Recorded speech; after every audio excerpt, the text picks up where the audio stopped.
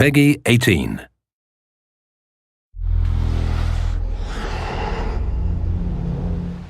Hi, my name is Ashraf Ismail, Game Director of Assassin's Creed 4 Black Flag, and I'm very proud to be showing off the Caribbean open world. Here, we're going to start with Edward. After completing a few missions, he's met up with the assassins, but he's not yet bought into the creed, so he still has this selfish need for fame and fortune. Edward is one of the most unique characters we've created for the Assassin's Creed universe. He is a man who is still trying to figure out who he is in life and what he wants to get out of it. At this point in the story, he still wants that fame, so one way to get it is to complete these assassination contracts.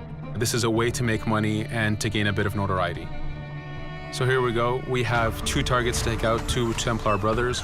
So we're going to accept the contract, and the world map is going to show us where this contract takes place. So we see here that the contract is actually very close to us. It starts in the village we're in, but as we zoom out, we want to show you the world that we have. Many locations, over 50 locations, centered by Cuba, the Bahamas, and Florida up north. This is a massive world. There's a lot to find and do in this Caribbean Sea. But now we'll get back to the Fisherman Village and go after our targets. The Fisherman Village, it's one type of location in this world. It's really here as a convenience to the player. This is where you can start missions, where you can shop to upgrade Edward and the Jackdaw itself. It's really about the mood and the ambiance of the Caribbean Sea. In the distance, we have a tavern that we're approaching. Taverns are places where you can hire crew, play mini games, drink if you wish. But for now, we're going to focus on the targets and take them out.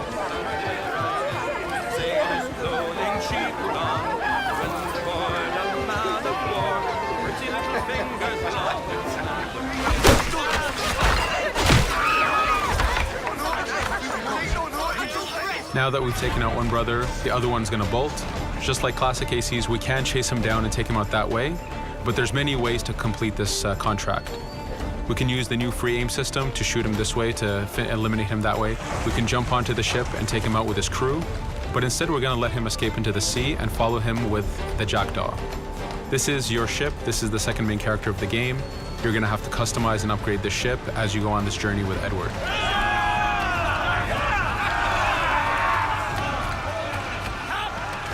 We've seamlessly gone from a ground chase right into a naval chase.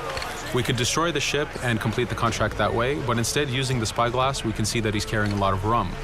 Rum is important in the economy system. It's one way of making a lot of money if you sell it properly. So instead of destroying the ship, we're going to plunder that ship. Fire! Here you can see the upgrades that we've made into the naval combat. Using the front cannons, you can shoot chain shots to slow down the ship. Using the new round shot mechanic of trajectory aiming, you can aim for the hull and do a lot of damage this way. This specific enemy is what we call a frigate. Frigates are the type of ships that you need to destroy as fast as you can, because the longer the fight lasts, the more damage they're capable of doing. We have other enemy types like the Charger or the Man of War. The Man of War is a massive ship capable of carrying over 100 cannons. These are ships that you really need to upgrade to be able to face. But now that this frigate has been demasted, we can start the boarding. Boarding, it's very important. You are a pirate. This is how you gain cargo. This is how you take on ships. So here we can start the boarding from any orientation or angle we wish. The distance even matters. If you get too close, the 2 crews will just jump right into each other. If you start a bit further, you can jump in the water and go in for a sneak stealth attack. We have 2 objectives to accomplish for this boarding. We can take out the captain, and we need to take out some of his crew. So using the swivel gun, we will efficiently take out a lot of the crew. And now we'll go for the captain using Edward's navigation abilities. Here, again, using the new frame system, we have a dangerous enemy on the other side taking out our crew. We can easily take him out with a headshot. So what we see here is that 2 ships have come together to create this 3D environment where, using your assassin abilities to navigate, to be stealthy, you can take the advantage and get the kill by surprise. Now that we've taken out the captain, we still need to take out a few of the crew members to complete this boarding. Now that we've plundered the ship, we're going to gain that rum that we saw earlier, but we're also going to gain ammo and crew members and some gold. With every boarding, there's 3 options that you can do with that ship. You can gain crew members, you can send the ship to your fleet if you wish, or you can salvage a ship to repair the Jackdaw if you took too much damage in the fight. In this case, since we did well, we're going to send the ship to our fleet. Now that we're back in the Caribbean Sea, we needed to make sure that every minute something is being advertised to the player, something new for the player to do. In this case, we have this uncharted location. These are what we call playas. We have over 75 of these in the Caribbean world. Every playa has something very important for the player to find, something that will help in upgrading Edward or the Jackdaw. So it's in your advantage to explore these locations.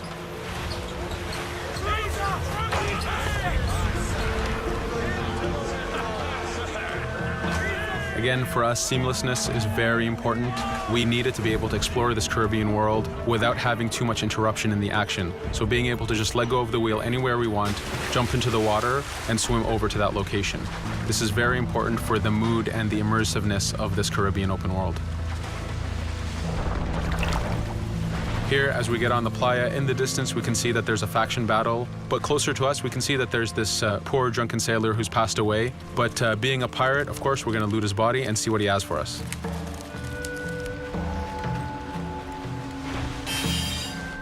So we found a treasure map. This treasure map is asking us to go to an island called Misteriosa. Every time you find one of these, you know that you're going to find a treasure that is linked to the progression of the Jackdaw or Edward, so they are very valuable. Here we're going to take a look at that faction battle. We have a British ship facing off against a Spanish ship. We could jump in and take advantage of this opportunity, allowing each ship to weaken the other and for us to plunder both. But now we're going to make our way back to the Jackdaw. Again, this is the second main character of the game. There's a lot of customization and a lot of upgrading to do on the Jackdaw. You can upgrade all the weapons to fit the playstyle you wish. Now, as we get onto the Jackdaw, we can see that the crew is cheering for us. Edward has a really close relationship with his first mate, Adewale, standing right there, and with his crew. And this is something that you'll see later in the demo, that we can lose and gain crew members. Again, using the spyglass, we can really see the contents of a ship, but you can also assess the danger and threat level of these ships. But for now, we're going to continue to Misteriosa to find that treasure. Here we've crossed into a harpooning zone. The harpooning system is connected to the hunting system, which is used for upgrading Edward himself. So you can upgrade the number of weapons he carries, the ammo that you can carry, and even his health. But for now, we've moved past that zone and we've got into a storm. Storms are very dangerous. If you're not careful, if you don't know how to navigate a storm, you will take damage to your ship and you will lose crew members. In the distance, we can see a water spout. This is a tornado in the ocean. These are very dangerous. They can suck you in, and when they do, they tear the ship apart and take out your crew. Here we can see its effect on a ship. This poor ship got sucked in and got destroyed. Storms are very dangerous, but we wanted the player to take advantage of this. When you've mastered a storm, when you know how these systems work, you can pull enemies into a storm and let the storm do damage for you. So there is a strategic element to using a storm in the world.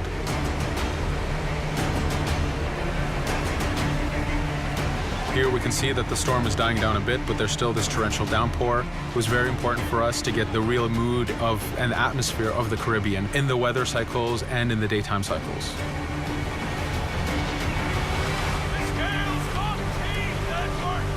But here, since we've survived the storm, did pretty well, let's order our crew to sing.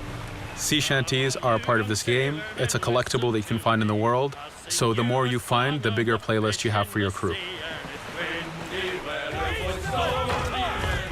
But for now, we've made it to Misteriosa. So again, we're going to seamlessly get off our ship and explore this location. Misteriosa is a Mayan ruin. Mayan ruins are heavy with stealth and navigation capacities. There's a lot of treasures and hidden discoveries to be found in these locations.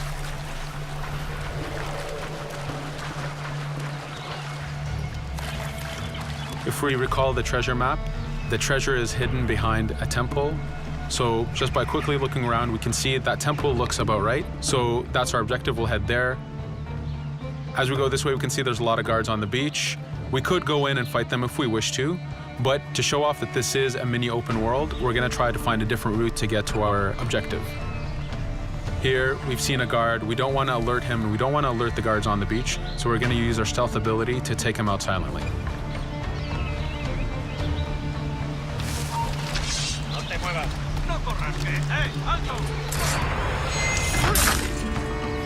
With AC3, we were able to push the navigation in the frontier, which means using natural environments like trees and rocks and so on.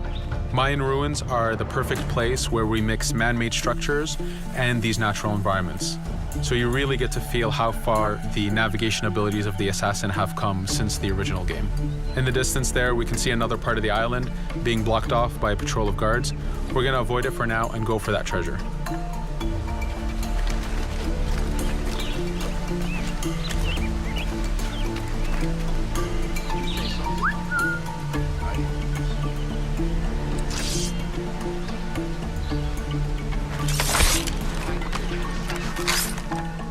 It's important for us to be able to give the players new tools, specifically for stealth. In this case, we have the blowpipe. Using the berserk darts, you make your enemies go crazy. Effectively, this means that they'll attack anything and everything in sight, including their own friends, animals, or Edward if he was in the way. So you do have to be careful with how you use it. But now that we've caused a distraction, if we happen to fall down there, at least there's already a bit of damage done for us. But using our navigation skills, we're able to get past that area without any trouble. There in the distance, you can see the jackdaw placed exactly where you left it when you got onto this location. It's really important for us to show the beauty of this Caribbean world. The Caribbean has some amazing vistas, and we pushed ourselves to replicate this in the game.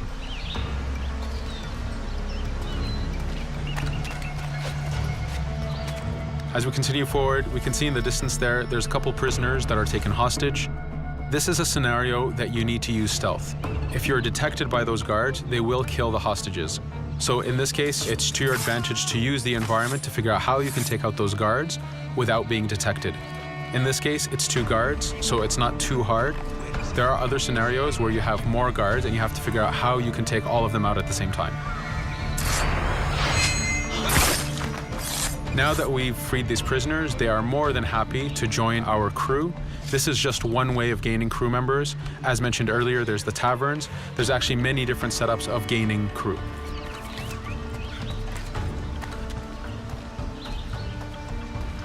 Here, we're going to go back to the treasure map. We can see that the treasure is actually behind the temple near a fountain. So if we just look around, we can see that it's around here.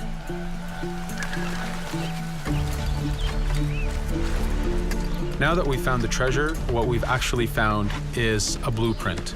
Blueprints are incredibly valuable for the upgrading of the jackdaw. This is how you can upgrade the biggest and most devastating upgrades of the ship. So here we're approaching a reach high point. Just like classic ACs, synchronizing with a reach high point reveals the contents of a location and the map itself.